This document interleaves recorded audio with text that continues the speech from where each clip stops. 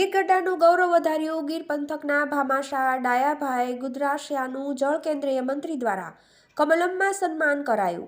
સેલવાસમાં રહી ડાયાભાઈ ગુદરાશિયા કન્સ્ટ્રક્શન સાથે સંકળાયેલા હોય અને પોતાના વતન સણોસરી ગામ માટે કરોડો સ્વખર્ચે વાપરી કરીને વતન પ્રેમ દર્શાવેલ છે।